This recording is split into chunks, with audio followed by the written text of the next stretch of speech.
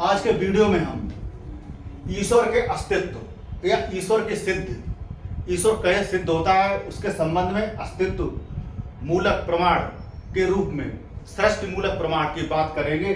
सृष्टि मूलक प्रमाण को कॉस्मोलॉजिकल आर्गुमेंट या तर्क कहते हैं। इसके आधार पर ईश्वरवादी धर्म दार्शनिकों ने ईश्वर की अस्तित्व को सिद्ध करने का प्रयास किया है। ईश्वरवादी धर्म दार्शनिकों ने इस संबंध में ये तर्क दिया है कि संपूर्ण ब्रह्मांड या जगत या सृष्टि का कर्ता ईश्वर है या उसका उत्पत्ति कर्ता ईश्वर है और ईश्वर ने ही इस जगत की रचना की है। इस संबंध में इस प्रमाण को संज्ञानात्मक, आनुभविक और परंपरागत प्रमाण के रूप में जाना गया है। आनुभविक प्रमाण का अर्थ है ये प्रमाण ईश्वरवादियों के अनुसार अनुभव में आता है, मनुष्य के सामान्य जीवन के अनुभव में आता है। और परंपरागत का ये अर्थ है कि यह प्रमाण जब से मानव सभ्य हुआ है उसने ईश्वर को मानना प्रारंभ किया है और उसने इस प्रमाण को किसी ना किसी रूप में माना है। और साथ ही संज्ञानात्मक का अर्थ है यह प्रमाण जैसे अन्य कोई तथ्य सत्य होते हैं उसी प्रकार ईश्वरवादी ये मानते हैं कि यह प्रमाण संज्ञानात्मक है और तथ्यात्मक है। और इस संबंध में जो पश्चिमी धर्म दार्शनिक हुए हैं उन्होंने इस प्रमाण को, जो धार्मिक ईश्वरवादी व्यक्ति हैं उनके लिए प्रमाण सर्वाधिक स्वीकृत प्रमाण माना गया है और सर्वाधिक सहज प्रमाण माना गया है कि आम धार्मिक व्यक्ति ऐसे प्रमाण पर आसानी से विश्वास कर लेता है। साथ ही साथ पश्चिमी दर्शन की बात करें तो अरस्तु और प्लेटो ने अपनी कुछ रचनाओं में इस प्रमाण का अप्रत्यक्ष रूप से समर्थन किया है, लेकिन इस प्रमाण की विस्तृत रूपरेखा संत थॉमस एक्वा नाइस ने अपनी पुस्तक सम्मा थियोलॉजिका में इस प्रमाण का समर्थन किया है और इस प्रमाण का विस्तार रूप से वर्णन किया है। अगर भारतीय दर्शन में देखें तो भारतीय दर्शन में अद्वैत वेदांतियों ने इस प्रमाण का समर्थन किया है और न्याय दर्शन के विद्वान उदयनाचार्य ने जगत के निमित्त कारण के रूप में ईश्वर की परिकल्पना की है या ईश्वर को माना है। और सबसे पहले सम्मा थियोलॉजिका में संत थॉमस एक्वानाइस ने यह बताया इस प्रमाण को तीन रूप में प्रस्तुत किया जा सकता है, जैसे गति मूलक प्रमाण और दूसरा है आकस्मिकता या आपातिक प्रमाण और तीसरा माना है इसका रूप या प्रकार कारणता संबंधी प्रमाण।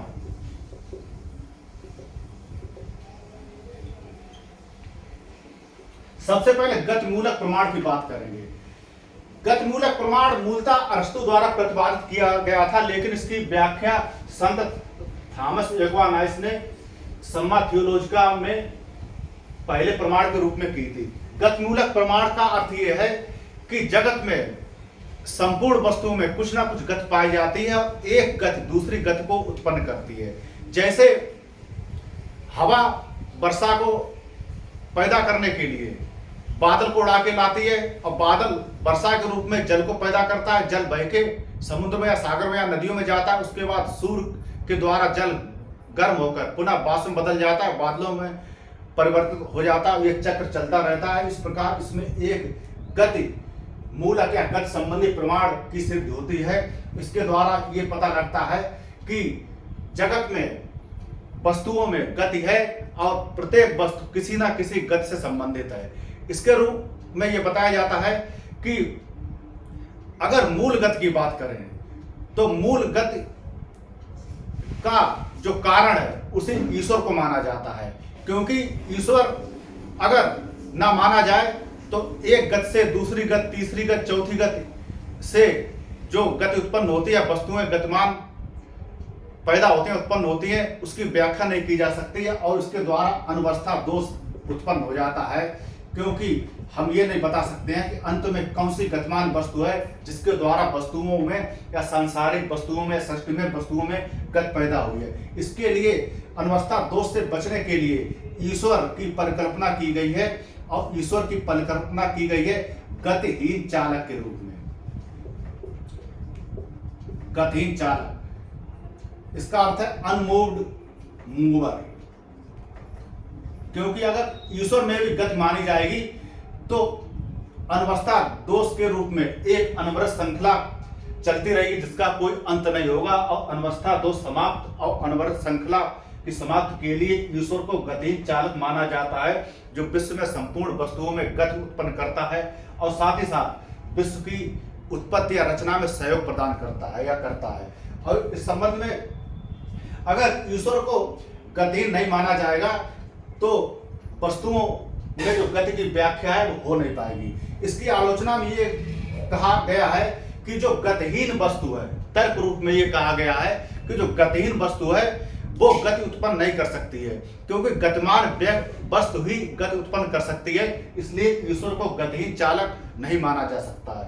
साथ ही साथ अगर इस तर्क को मान लें, गतिमूलक प्रमाण या तर्क को मान लें, तो इससे केवल एक गति प्रदाता या गति उत्पन्न या देने वाली शक्ति का ही पता लगता है, ना कि सर्वशक्तिमान ईश्वर, सर्वशक्तिमान, दयालु, सर्वव्यापक,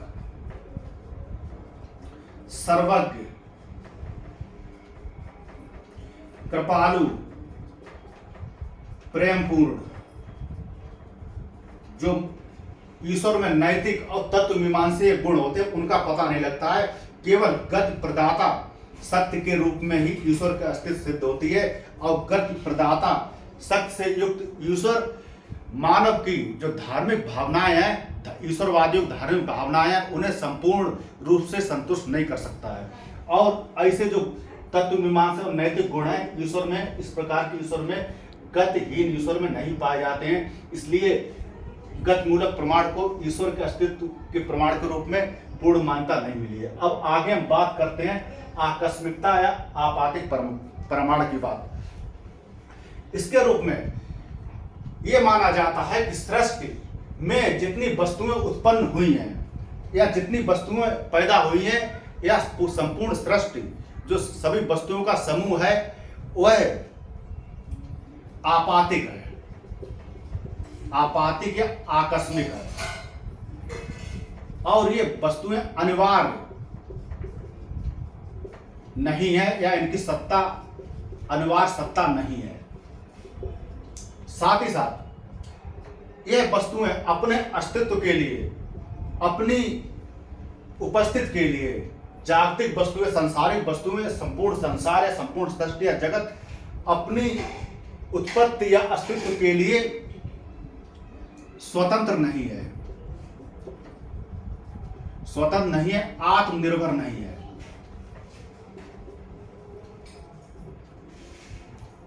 और साथ ही साथ इस प्रमाण में यह बताया गया है कि वस्तुएं आकस्मिक और आपातिक हैं, तो कभी ऐसा रहा होगा कि जगत में वस्तुएं नहीं रही होंगी, अर्थात जगत में शून्य या अभाव की उपस्थिति रही होगी। और शून्य या अभाव की उपस्थिति का अर्थ है कि ईश्वर ने शून्य अभाव की उपस्थिति को देखते हुए इस जगत की रचना की है। अर्थात ईश्वर ने रचना जगत की उस समय की कि जगत में कोई भी वस्तु नहीं थी या किसी वस्तु का अस्तित्व नहीं था, तो शून्य अभाव से या इसकी उपस्थिति के रूप में ईश्वर ने जगत की रचना की है। साथ ही साथ जगत की रचना की अनिवार्य सत्ता के रूप में कोई ऐसी सत्ता या शक्ति हो, उसके रूप में ही ईश्वर का अस्तित्व सिद्ध होता है, आकस्मिकता या आपातिक प्रमाण के रूप में। इसके बाद इस प्रमाण की आलोचना में हम कहते हैं कि जो कांट एक जर्मन दार्शनिक था, कांट ने बताया था कि आकस्मिकता या आपातिक प्रमाण है यह प्रमाण आनुभविक प्रमाण नहीं है, अर्थात ये मनुष्य के अनुभव में नहीं आता है।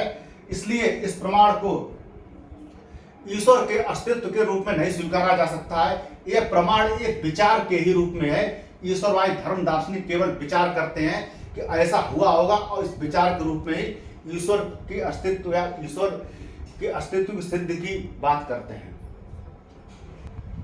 और आकस्मिकता या आपातिक प्रमाण की दूसरी आलोचना में यह कहा जाता है कि जैसे जगत आकस्मिक या आपातिक है, तो ईश्वर को भी आकस्मिक या आपातिक होना चाहिए। अर्थात कभी भी ऐसा समय रहा होगा जब ना तो जागतिक वस्तुएं थी, ना सृष्टि थी, ना ब्रह्मांड था, ना ईश्वर था। लेकिन ईश्वरवादी इस तर्क को खारिज करते वो ये मानते ईश्वर हमेशा से था, जबकि कारण कार्य सिद्धांत के अनुसार कारण के अनुसार कार्य की प्रकृति होनी चाहिए। अर्थात अगर जगत आपातिक या आकस्मिक है तो ईश्वर को भी आपातिक या आकस्मिक होना चाहिए। इसके बाद आकस्मिक या आपातिक कारण की आलोचना में अन्य आलोचना ये आती है कि जो अनिवार्य सत्ता है, अनिवार्य सत्ता अर्थात ईश्वर, अनिवार्य सत्ता है ईश्वर की जो धारणा है वो सामान्य मनुष्य की बुद्धि के लिए अबोधगम्य है। अर्थात मनुष्य सामान्य धार्मिक व्यक्ति इसे समझ नहीं सकता है कि अनिवार्य सत्ता किसे कहते हैं और अनिवार्य सत्ता के रूप में ईश्वर को कैसे स्वीकारा जाए और सत्ता के अभाव की कल्पना कैसे की जाए। इसके बाद आगे ये बात आती है कि जो रसेल एक दार्शनिक हुआ था, पश्चिमी दार्शनिक हुआ था आधुनिक काल का, उसने ये बताया था कि आकस्मिकता या आपातिक जो प्रमाण दिया गया ईश्वर के अस्तित्व के लिए उसमें तर्क संग्रह दोष है। तर्क संग्रह दोष अर्थात इसका अर्थ ये हुआ इसमें जगत की आकस्मिक वस्तुओं या जगत की आकस्मिकता के आधार पर ही ईश्वर का अस्तित्व स्वीकार किया गया है, ना कि ईश्वर के अस्तित्व के आधार पर जगत की वास्तविकता या अस्तित्व को स्वीकार किया गया है। इसके बाद आगे बात करते हैं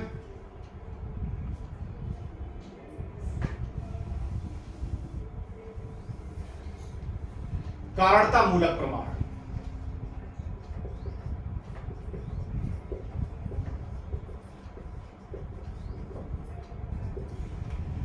कारणता मूलक प्रमाण सृष्टि मूलक प्रमाण का तीसरा रूप या प्रकार है। कारणता मूलक प्रमाण आम जनमानस या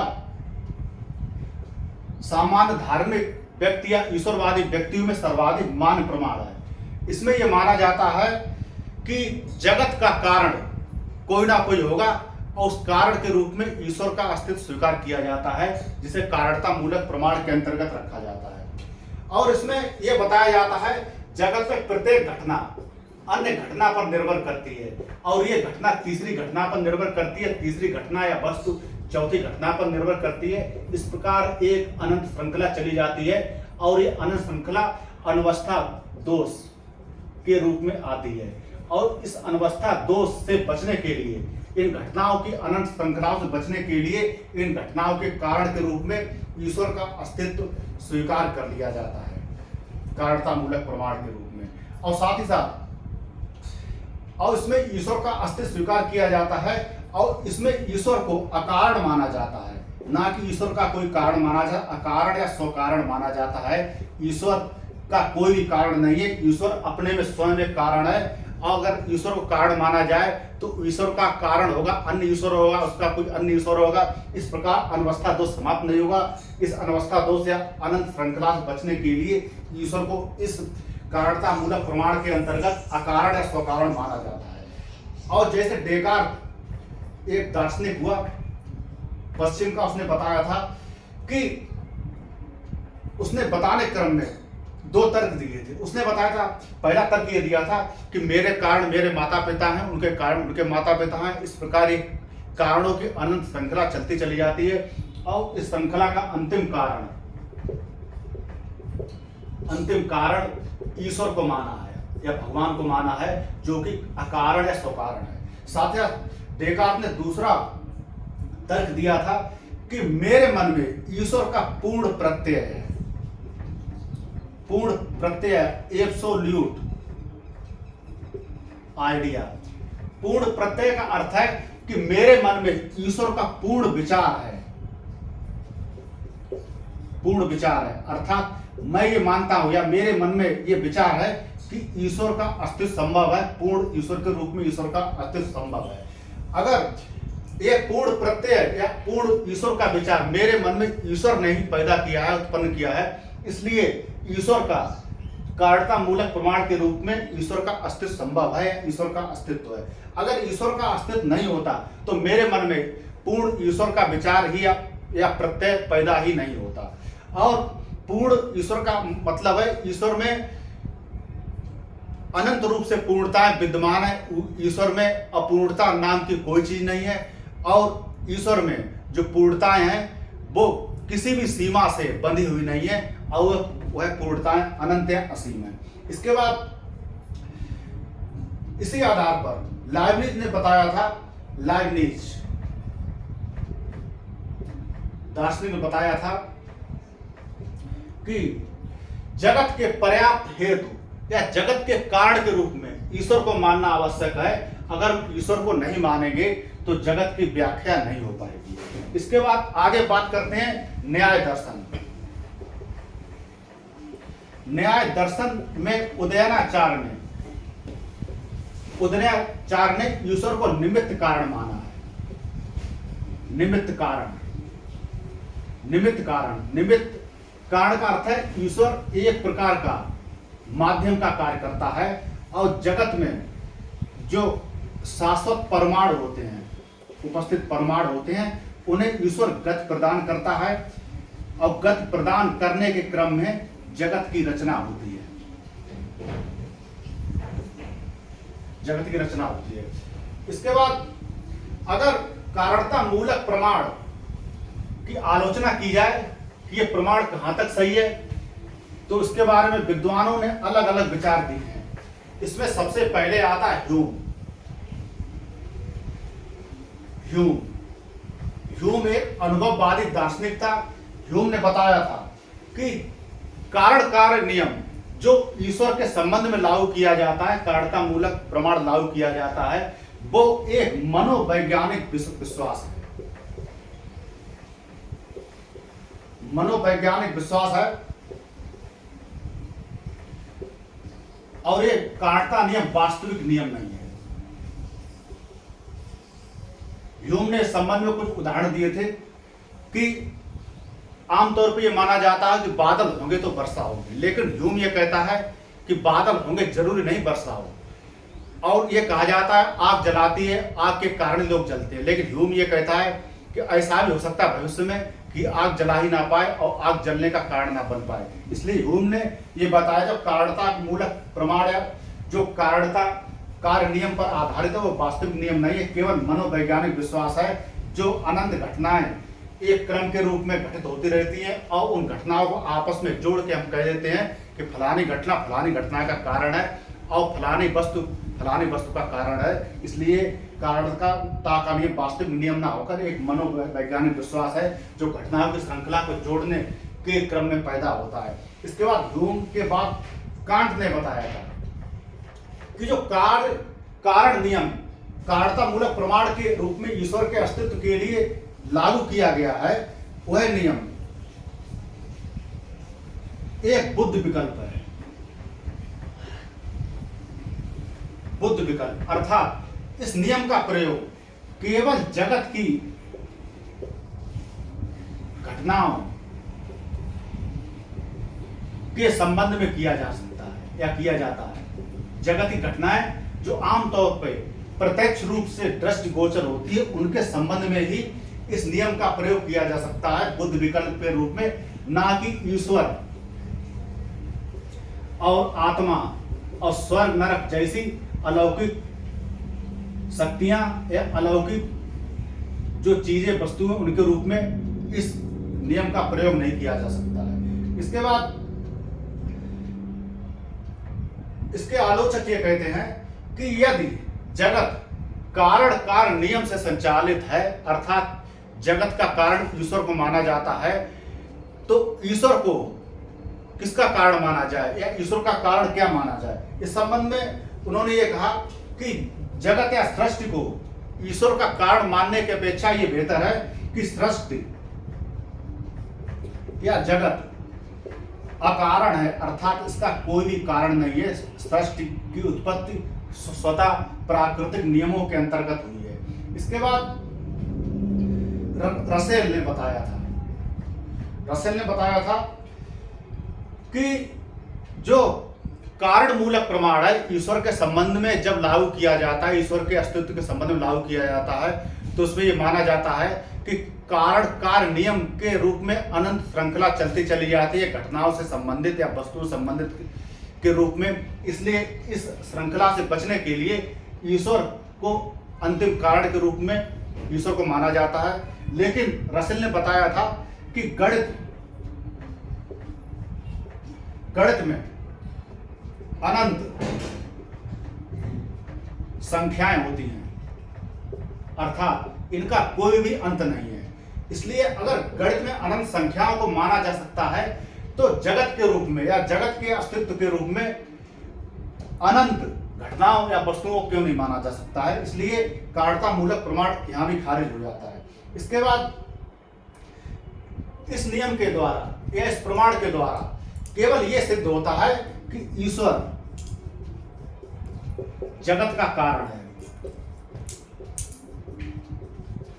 इससे यह सिद्ध नहीं होता है कि ईश्वर सर्वशक्तिमान है, दयालु है, प्रेममय है और कृपालु है, सर्वव्यापक है, सर्वज्ञाता है या सर्वज्ञ है और दीन दुखियों पर दया करने वाला है, या सृष्टि का अनंत रचनाकार है या सृष्टि का संहारक है।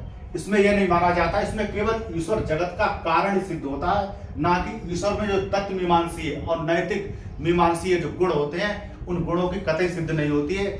और नैतिक गुणों और तत्व मीमांसीय गुणों के आधार पर ही ईश्वरवादी धार्मिक व्यक्ति ईश्वर में श्रद्धा रखता है। अगर ईश्वर में ये गुण नहीं होंगे तो व्यक्ति की जो धार्मिक आस्था है उसकी संतुष्ट नहीं हो पाएगी।